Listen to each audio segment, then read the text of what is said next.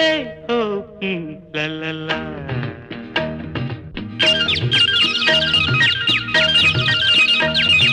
பொன்மாலை பொழுது, இது ஒரு பொன்மாலை பொழுது. வானமகள் நாணுகிறாள், வேறு உடை பூணுகிறாள். இது ஒரு பொன்மாலை பொழுது.